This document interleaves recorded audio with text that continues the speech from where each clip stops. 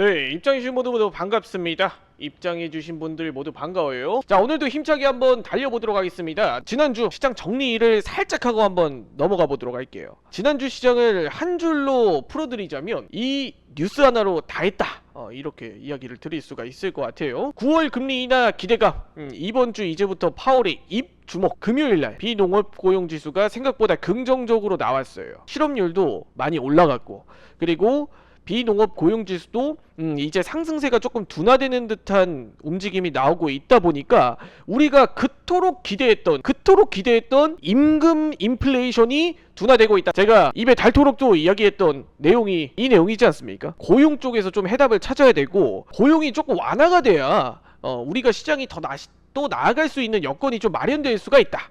근데 지금 상황에서는 시장이 너무 뜨거웠던 고용이 좀 완화가 되고 있는 분위기로 지난주 금요일날 좀 해답을 찾았던 것 같아요. 비농업 고용지수와 실업률을 이렇게 줄어드는 걸 보고, 자, 그래서 이번 주 제롬 파월 의장의 입이 상당히 좀 근질근질할 것 같아요. 상당히 좀 발언이 기대가 됩니다. 그토록 이제 인플레이션을 잡기 위해선 이런 조건이 필요하다, 이렇게 나아가기 위해서 멀었다만 했던 양반이 진짜 인플레이션이 잡히고 있는 지금 요건을 시장이 진짜 충족을 하고 있어요.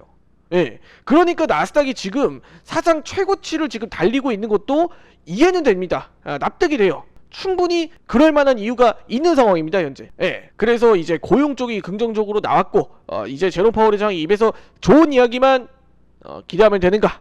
이렇게 이야기를 들었을 때 제가 오늘 아침에 드렸던 이야기가 있어요. 돌다리도 두드려보고 건너라라고 이야기를 좀 드렸었죠. 지금 좋은 상황인 건 맞다.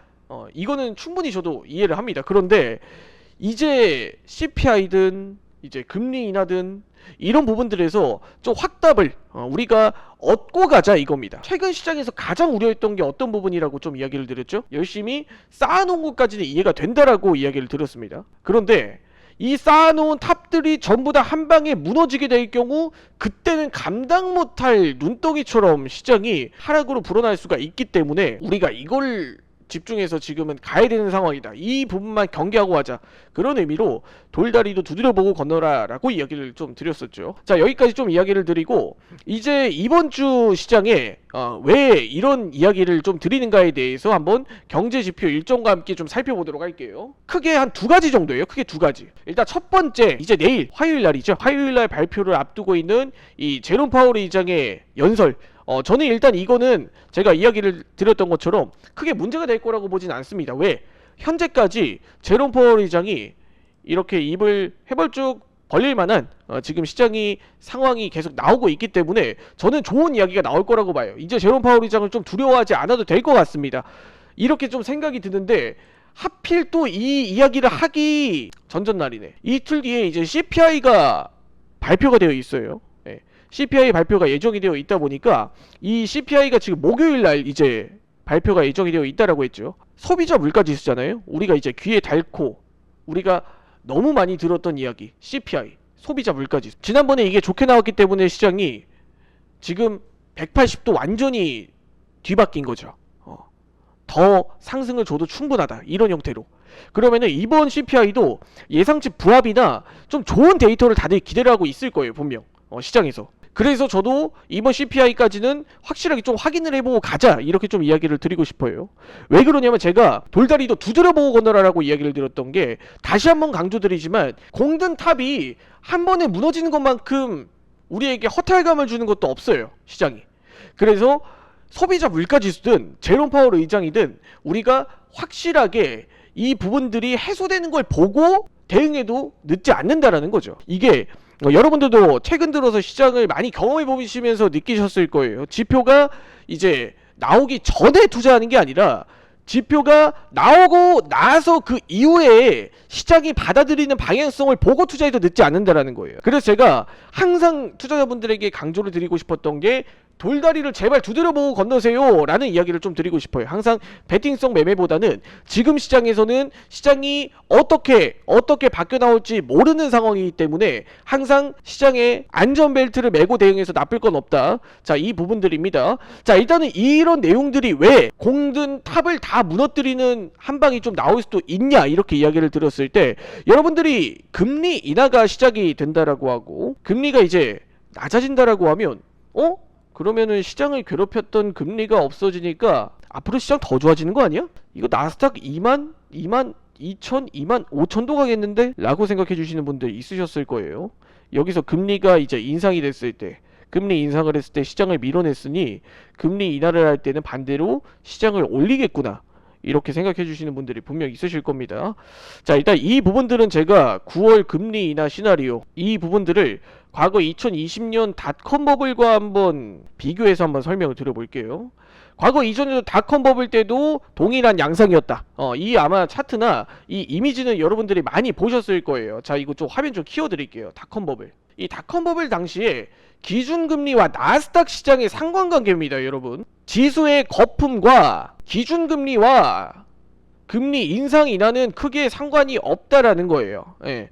제가 옛날부터 한번 이야기를 드렸던 게, 금리 인하가 시행된다고 해서 우리가 시장이 좋아지는 게 아닙니다. 좋아지는 게 아니에요. 다시 한번 말씀드리지만 금리 인하가 시행되는 게 물론 현재 상황에서는 인플레이션을 잡았다라고 하는 요인에서 좋게 받아들이는 건 맞는데, 물론 금리가 낮아지면 당연히 우리가 더 싸게 차입을 할 수 있는 것도 맞는데, 금리 인하 카드를 꺼내는 게 절대로 시장이 좋아서 앞으로 더 올라갈 것 같아서 금리 인하라는 카드를 꺼내는 게 아니에요. 닷컴버블 당시에도 동일했습니다. 닷컴버블 당시에도 동일하게 이때 기준금리를 낮추고 나서 기준금리와 항상 경기와는 시차가 존재해요. 시차가. 이 시차가 존재하다 보니까 닷컴버블 당시에서도 그때 기준금리를 인하하고 나서 오히려 시장이 더 빠졌던 데이터가 있어요. 통상적으로 그게 금리 인하를 시행하기 3달 전, 6달 전부터 시장이 하락 혹은 이제 소강 상태로 접어드는 경향이 있습니다. 지금부터 이제 금리 인하의 신호가 점점 나오고 있다라는 거예요. 지금부터 금리 인하의 신호가 점점 나오고 있습니다. 자, 그러면은 여기서 금리 인하가 시행이 된다라고 했을 때 앞으로 시장이 더 좋아진다라는 관점보다는 우리가 여기서 어떻게 해야 된다? 과거 데이터가 이야기했던 흐름을 우리가 한번 견져보는 것도 좋은 방법이다. 금리 인하에 대해서 지금 현재 시장이 상승 분위기를 너무 잡아주고 있다 보니까 우리가 너무 지금 시장의 분위기에 좀 취해 있는 경향이 있어요. 물론 그게 납득이 안 되는 건 아닙니다. 자, 그렇기 때문에 이제부터는 슬슬 시장이 이제 버블의 국면으로 좀 흘러가는 게 아닌지, 이 부분들도 충분히 좀 생각을 해보시는 게 좋을 것 같다, 이렇게 좀 이야기를 드리고 오늘 시장 그래서 한번 계속 살펴보도록 하겠습니다. 자, 일단은 오늘 프리장에서 일단 이걸 좀 제가 이야기를 드리고 싶었어. 바닥부터 꼭지까지 한번 차트를 좀 쭉 그어보자면 원웨이로 상승 흐름이 나왔네 라고 생각을 하기 마련이에요. 자, 그런데 한번 캔들을 우리가 한번 자세히 살펴보면은 비동업 고용지수부터 시작해서 이제 뭐 유럽 증시 영향도 같이 포함이 되어 있다라고 생각을 해주시면 됩니다. 자, 그런데 우리가 여기서 좀 살펴봐야 되는 건, 너무 시장을 좀 단봉으로 올리고 있어. 반대로 하방이 매도세가 나올 때는 한방 나올 때 상승 매수세보다 더 큰 매도세, 음봉이 좀 나오고 있다라는 거죠. 한번 음봉이 나올 때는 되게 거칠어. 근데 반대로 양봉이 나올 때는 되게 단봉으로 좀 분위기만 좀 잡아주는 그런 분위기도 없지 않아 있다라고 좀 생각이 들어요.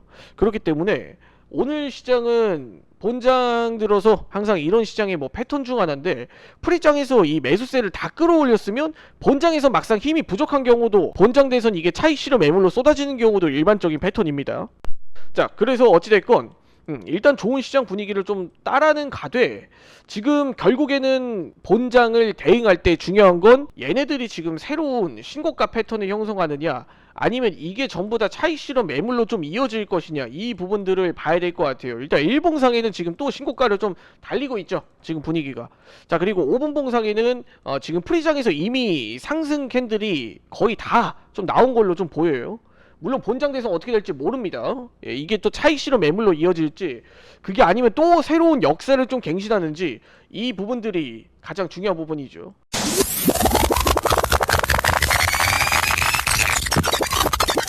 셀 관점으로, 셀 포지션으로 늘 하던 대로 10에서 12 5포인트 대응 예정. 참고만 해주세요. 따라 매매 금지. 자, 오늘 셀 포지션 이렇게 음봉 쏟아지면 한번 세일 한번 공략해볼 만하지. 자, 나스닥 셀 포지션 한번 준비해보도록 하겠습니다. 그렇지, 바로 수익권 주나? 바로 수익권 주냐? 오늘 같은 시장에는 욕심 많이 안 부려도 좋을 것 같은데. 오케이, 그렇지 그렇지. 자, 이거 볼리저베드 하단선 계속 터치하는데 여기서 좀만 더 밀어내면 한번 다음 캔들까지 좀 기대해볼 수 있을 것 같기도 하고. 자, 일단 10포인트 수익권 진입. 자, 15포인트까지 한번 노려볼까? 현물들이 음봉 출발 대비 그리고 계속 일단은 음봉으로 지금 분위기는 좀 기울어지고 있는 것 같은데, 이 하락을 지금 마이크로소프트 그리고 아마존, 메타가 지금 주도하고 있는 상황입니다. 이거 진짜 시장 무섭다, 쎄하다 생각을 했는데, 일단은 하방으로 한번 분위기를 쭉 잡아주면, 일단은 애플, 마이크로소프트, 알파벳 지금 시장의 하락을 좀 주도하고 있어요. 좀만 더.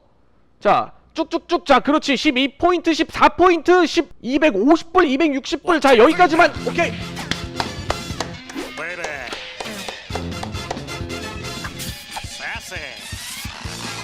역시 오늘 음봉이야. 오늘 아침부터 매크로를 보고 시장을 보고 내린 결론이 결국에는 하나더라고. 돌다리도 두드려보고 건너라. 자, 오늘 라이브 방송 여기까지 마무리 짓도록 하고, 다들 힘든 장 속에서 화이팅 하면서 윤스림 센터장과 함께 헤쳐나가도록 하겠습니다. 다들 수고 많으셨습니다. 라이브 방송 여기까지 하고 마무리 짓도록 할게요. 다들 수고 많으셨습니다.